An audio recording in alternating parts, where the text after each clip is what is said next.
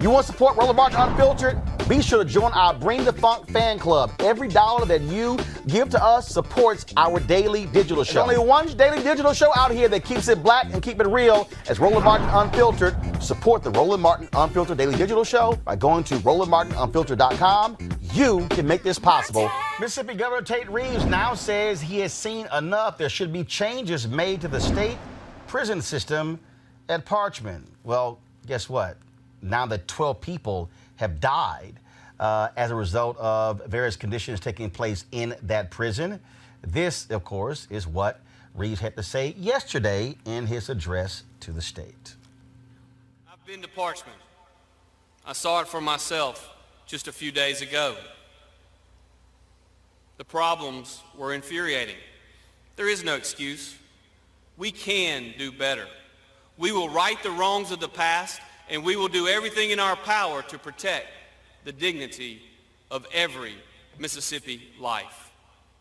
All Mississippians must be able to trust that the people in charge of the system are acting with competence to keep them safe. We must be able to trust that the corrections officers operating these prisons have the tools that they need to do their jobs and that they are compensated fairly. We must be able to trust that this system shows a baseline level of respect to those who find themselves within it.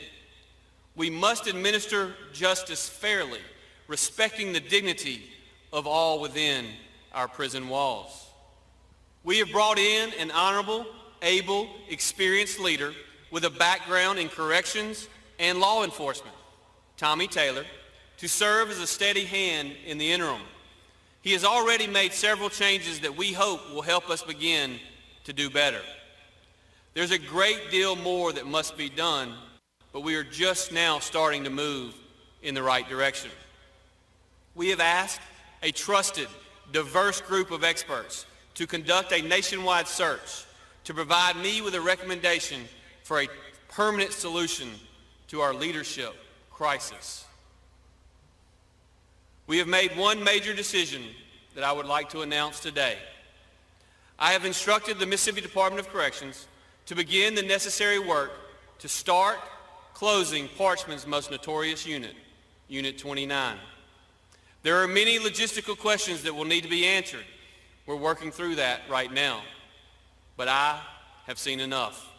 We have to turn the page. This is the first step, and I have asked the department to begin the preparations to make it happen safely, justly, and quickly.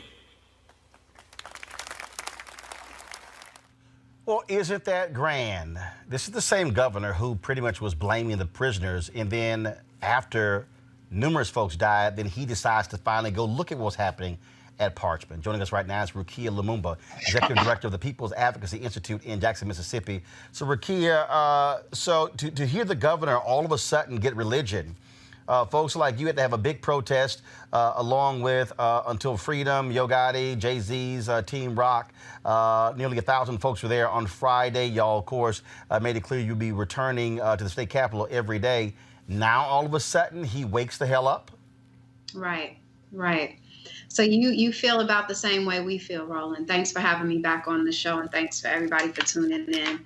You know, definitely happy that the governor is stating that he's going to take a step to close Unit 29 within Parchman.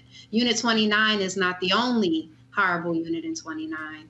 We know that Unit 32 is just as bad, and we want to see people released from there. But we also want to see people moved with dignity. But most importantly, we haven't given up, and we're not going to stop until the whole facility is shut down. Parchman, as I've mentioned before on your show, is an 18,000-acre former plantation. At the end of slavery, it became one of those labor camps, and then later became a penitentiary. And so the images that you see that are showing across the screen now are images that for decades, we in the community have known are happening at Parchman. The conditions that lead to violence, the conditions that lead to people living in filth, in squalor, conditions of people literally having to patch up themselves because there's not medical staff on site. food and horrible food services and various things like that. So it's time to shut down this place. It has been a place of oppression for our people since it first opened up, nearly 100 years ago.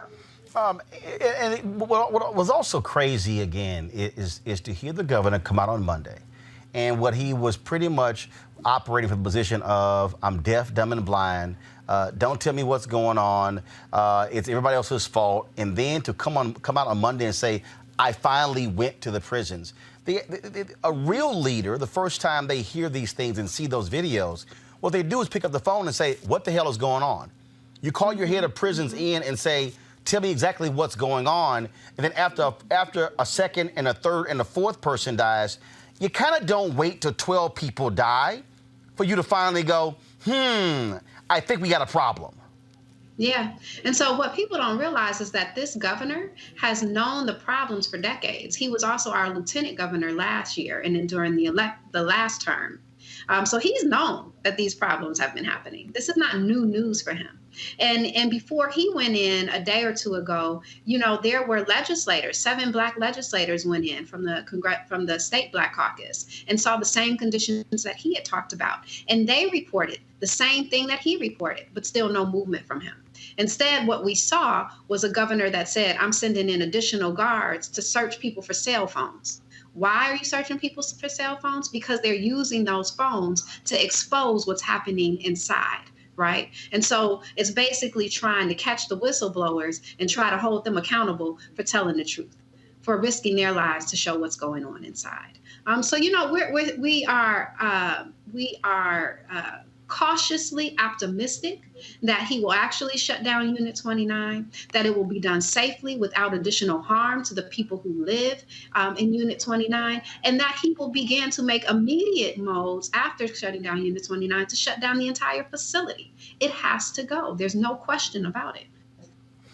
What also jumps out at me here, to hear the governor say, well, there should be a baseline. Part of the problem is this attitude of, well, let's just do the basics. Let's do the barest minimum we can to get by. That also is problematic.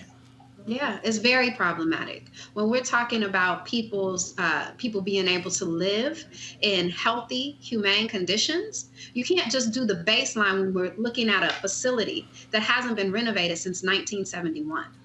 Matter of fact, the last suit that won, well, one of the last suits that won against Parchman was a suit against protesters, Black protesters in the 1970s, in 1971 to be exact, that sued Parchman for the inhumane treatment that protesters received while held captive in Parchman.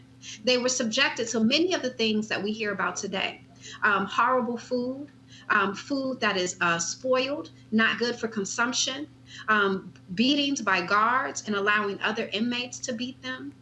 We heard instances in that lawsuit of people being humiliated and treated like animals, being required to do things that were inappropriate.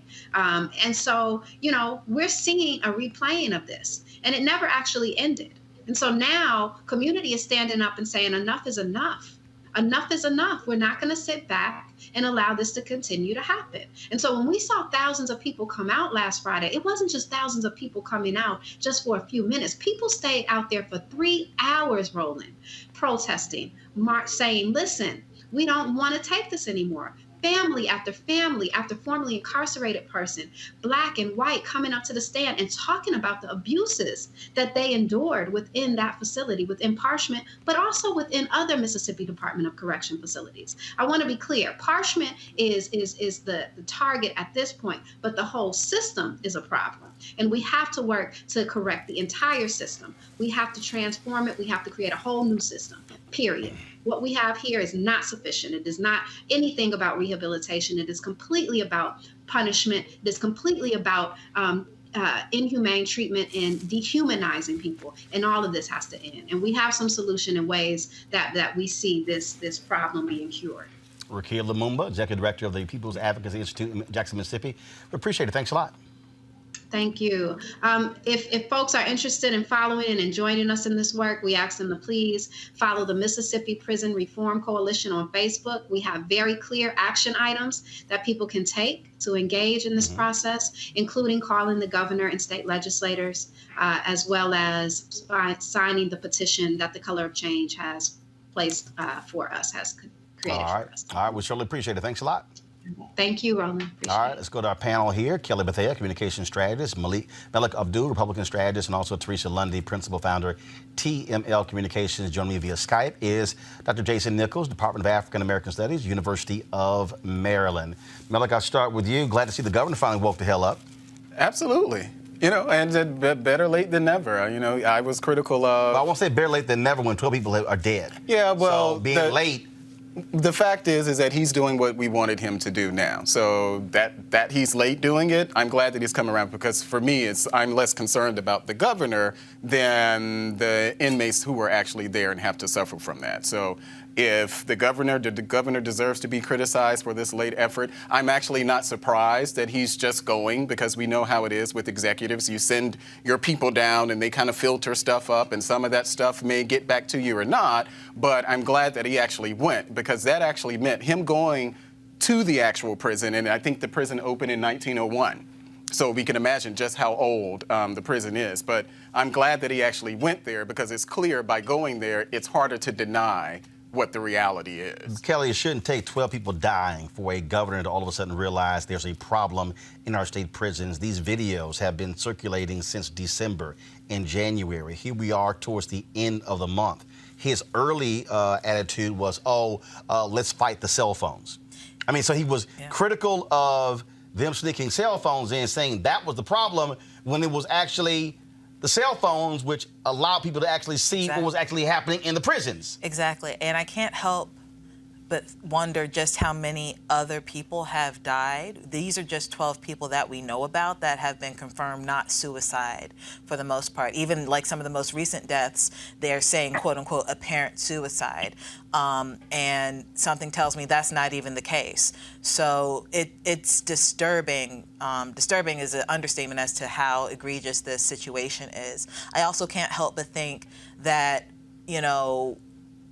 one or two white people that I know of were of the 12 who have been deceased in this short amount of time, and I can't help but wonder if it's because of those few that this is now a national issue. I mean, like it's Mississippi. I understand there's a deep-rooted history of racism, bigotry, and white supremacy there. But at the end of the day, this is just basic human rights, and not just black people are in those prisons. So even if you are looking from a white supremacist mindset, you should still be considerate of who's in those prisons, because that's not a good look on you either. Jason, again, 12 folks dying.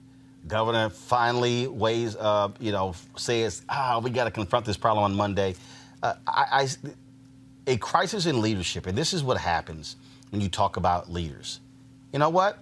If one inmate dies in a prison, then you go, okay, that's unfortunate.